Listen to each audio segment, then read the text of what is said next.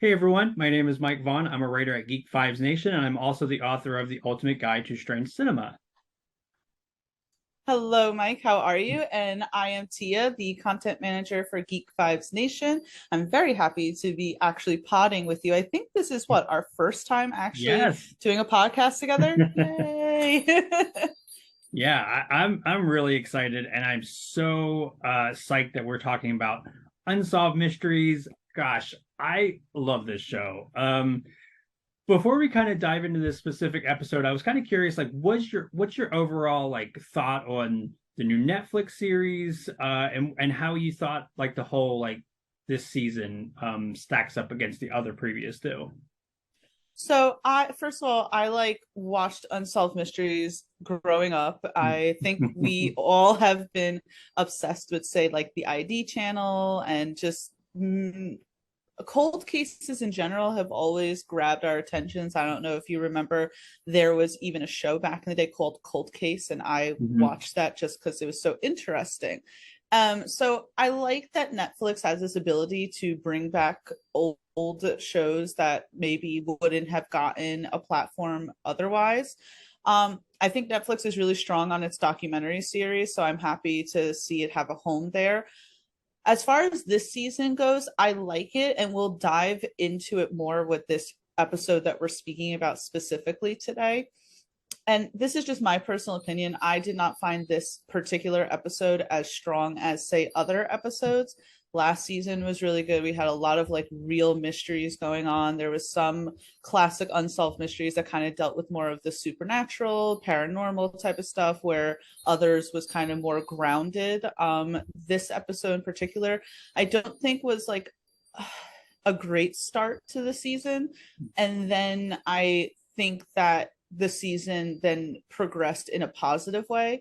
But as we'll speak more about this episode in particular, I didn't think overall it was like the strongest. And I'll, of course, state my opinions when we get there.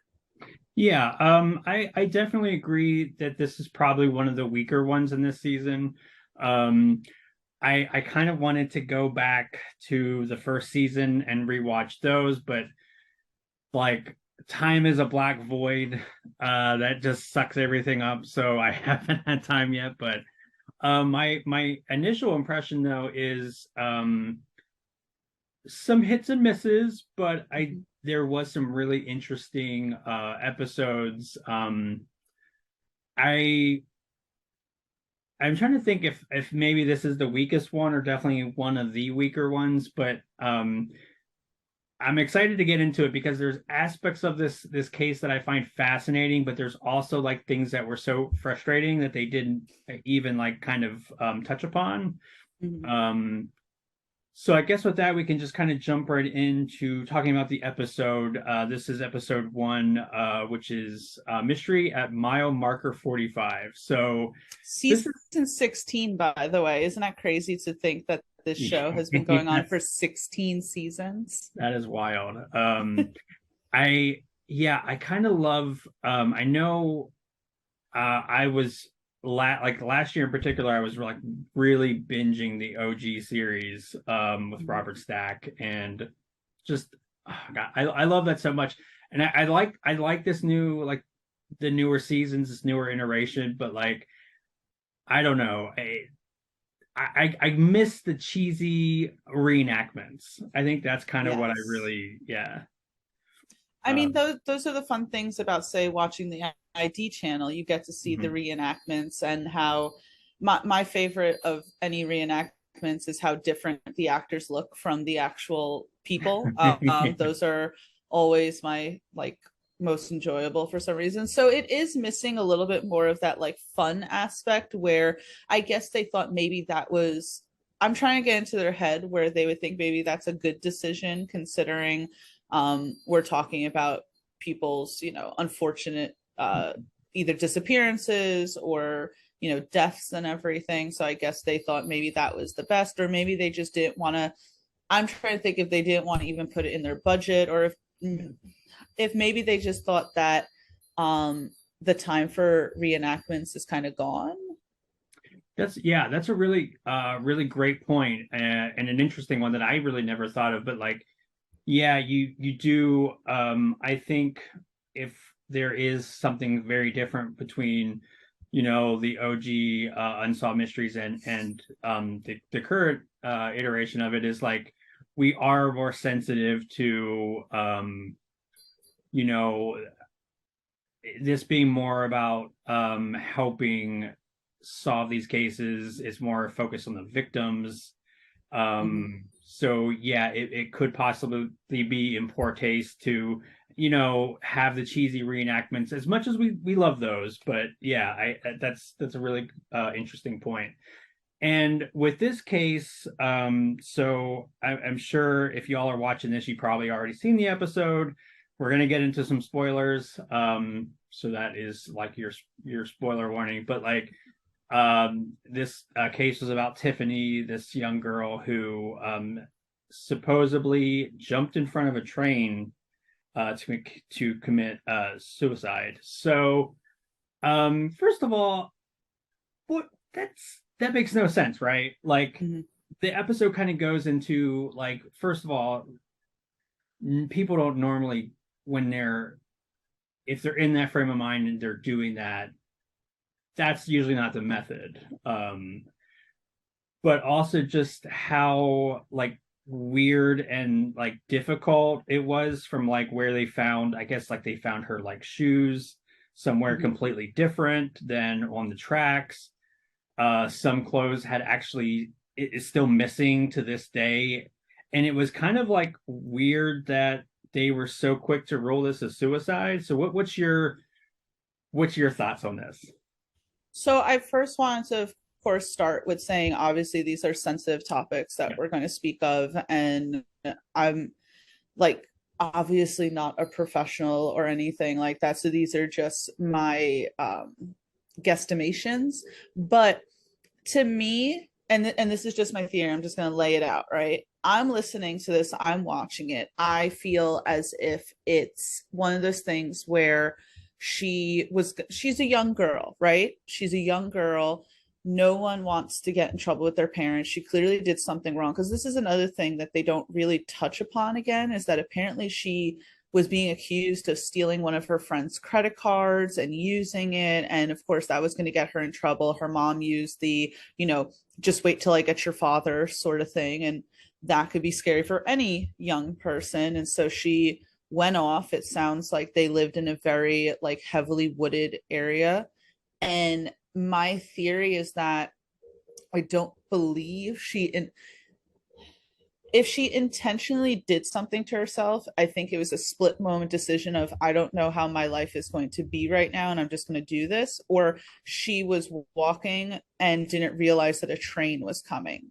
I really do think that it's a little more like open and shut, in my opinion, from what I was seeing. And I understand where the mother is coming from, that she wants it to be something more, but it felt as if this was a pretty like open and shut case. And maybe, and now granted, there were a lot of other things I liked in the episode where they said that the people who were investigating it did not do it properly, they weren't equipped to do it properly, and that is certainly true. I wanted more focus on the credit card. Yeah. What was that all about? They kind of threw that in there, and I'm like, well, that could have been a really big thing if we would have focused on it more. But instead, it felt, I don't know, it just felt as if the mom really just wanted a different opinion than maybe what actually happened. I don't know if like maybe it seems as if I wasn't looking too deep into it, but just the more that I was watching it, the more that's the way I felt. Yeah, and I'm glad you brought up the credit card thing because as I was taking notes for this, I was like, this is the second time that I watched it because I binged through like the season pretty quickly, so I went back and yeah, it's an aspect that when I initially watched it was really frustrating because like I don't know for whatever reason they weren't able to expand upon that like more, but if you're talking about like, okay, so if we're saying that this isn't, self-harm and this is maybe foul play, I think that speaks to a huge motivation there. You know, you literally have a fight with somebody and then you die under maybe not like clean cut circumstances. Right. Like I have to wonder if it was like something like legally they could not expand upon that, because it seems like a thread that they wouldn't necessarily purposely ignore. What do you think? Yeah, I mean, that is interesting. Correct me if I'm wrong, but I believe they did say they did try to reach out to friends and Mhm. people declined to be involved in it. So that could very well be the case. Or there could have been an NDA of sorts that prevented them from speaking about it. Um, I really feel that if I were in the mindset of creating this episode and doing this story, I would really want to focus in on it. Maybe they felt that that would have made the daughter, made Tiffany look a certain way. Yeah. But I was very interested because she seemed all around like a very sweet young woman. So why would she feel the need to use this credit card?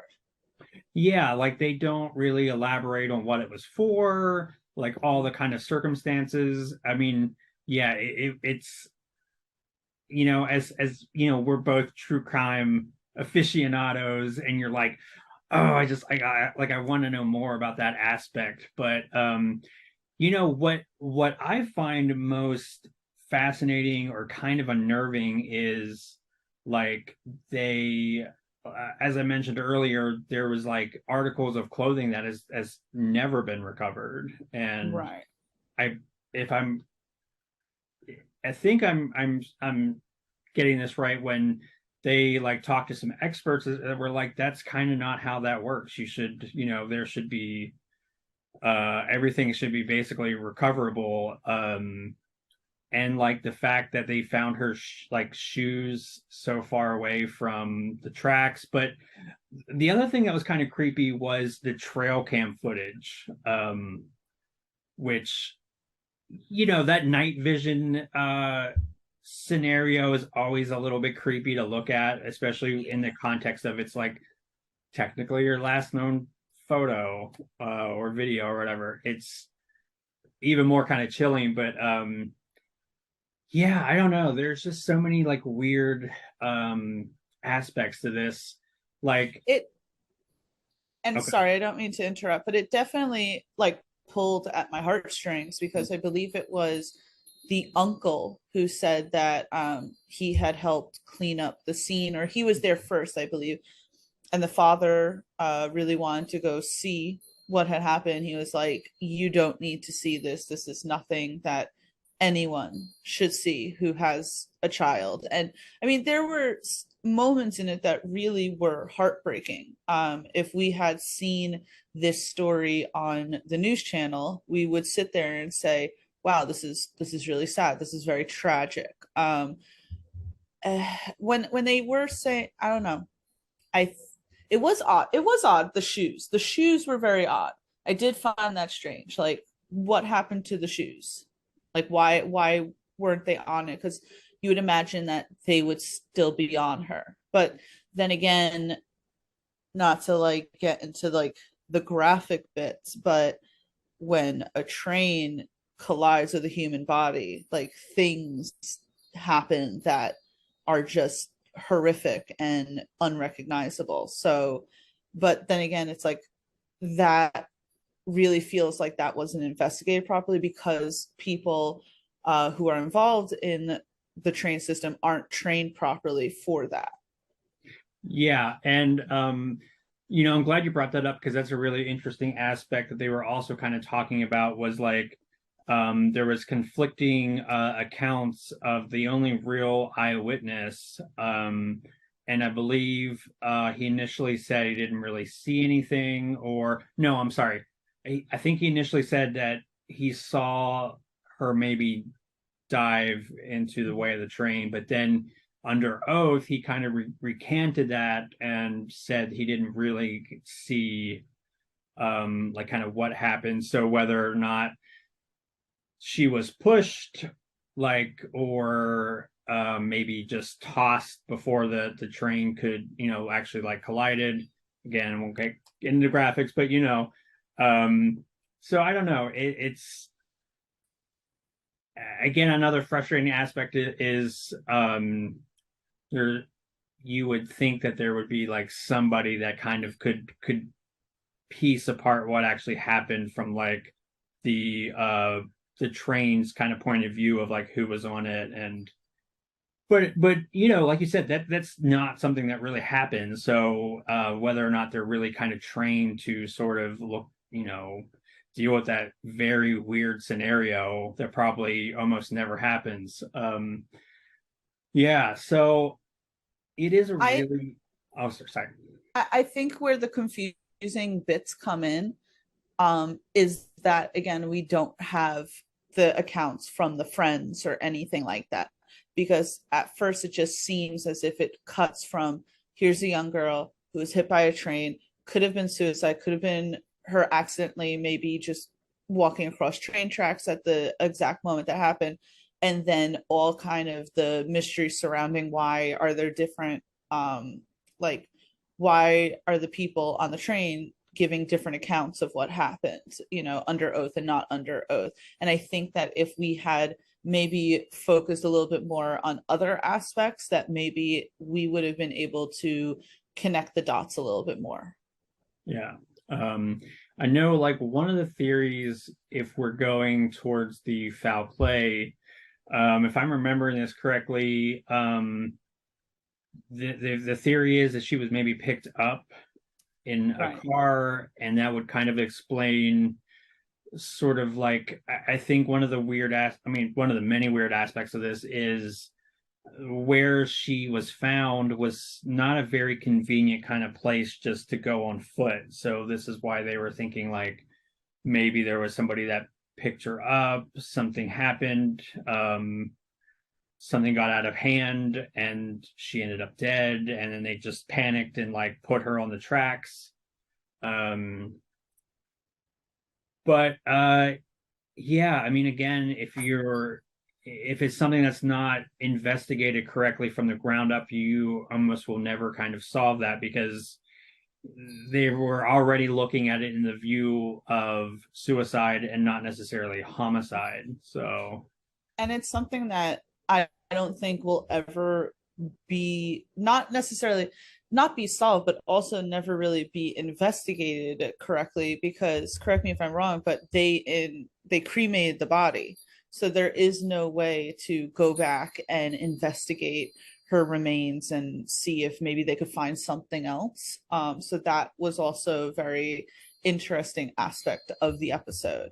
Um, I really wanted more. After I was watching the episode with my boyfriend, and we kind of both were looking at each other like that's it, which I know and I don't want to sound like what else more do you want, but I just feel if it's going to be on unsolved mysteries, yeah. I want to really feel confused. I want to feel like, oh, I don't know what's happening, as opposed to I think this is a pretty black and white scenario, and then with a sprinkle of little doubt right at the end.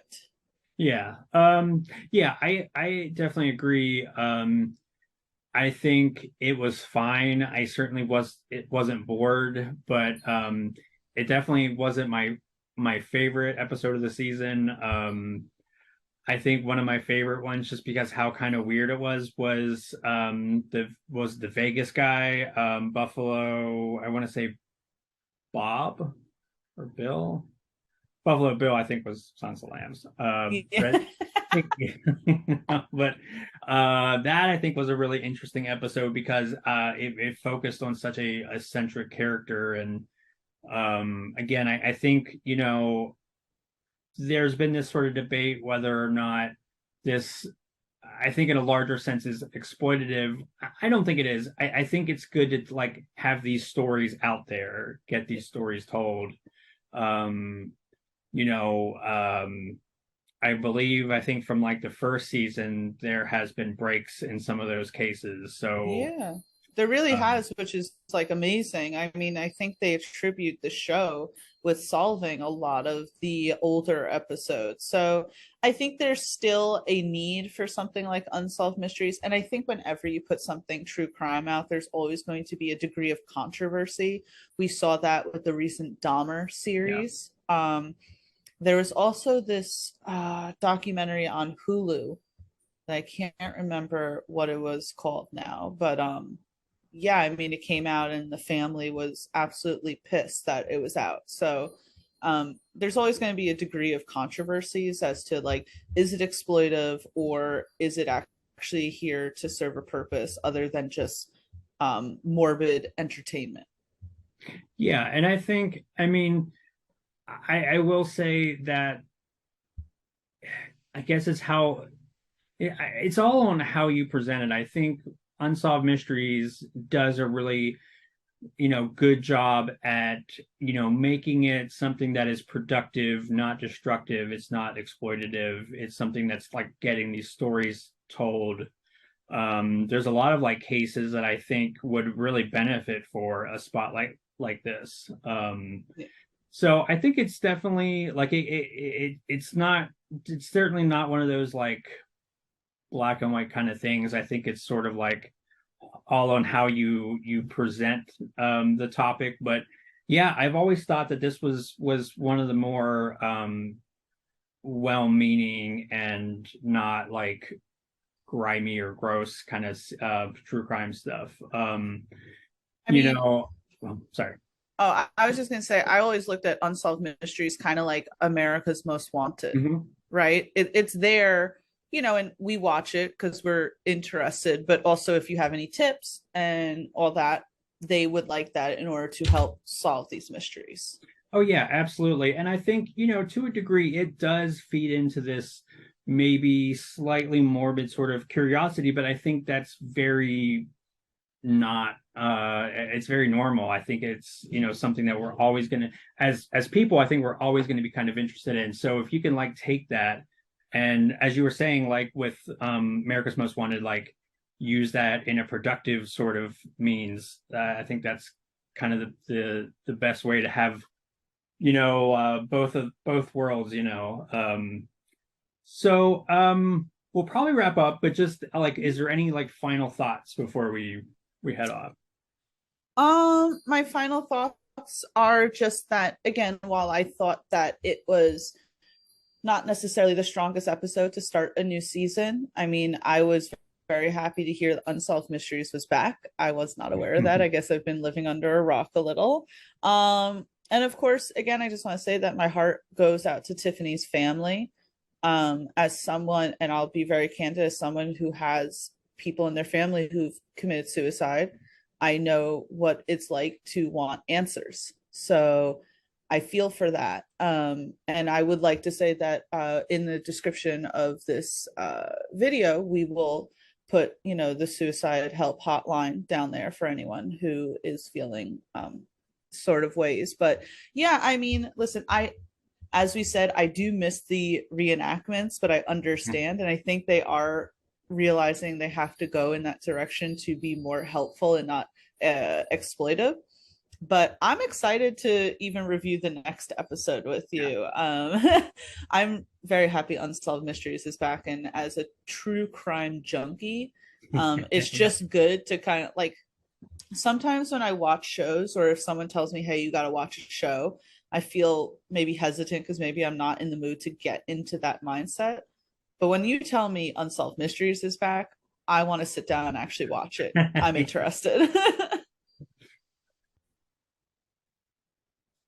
Yeah, I mean, same. I'm very excited for this new season. I hope that we can kind of cultivate some true crime aficionados to GVN. Um, and as you said, we will be talking about episode 2. So if you are not, this is the perfect time to subscribe. And definitely comment, like let us know like what aspect of this case do you find most intriguing or confusing, any theories. I would love to hear what y'all think. So chime in below, and we'd love to hear from you. Thank you for joining me, and for everybody watching, thanks for hanging out with us and talking about this. Yes, thank you so much, Mike. And thank you to all the GVNers right now. And again, like and subscribe and comment, please. Thank you.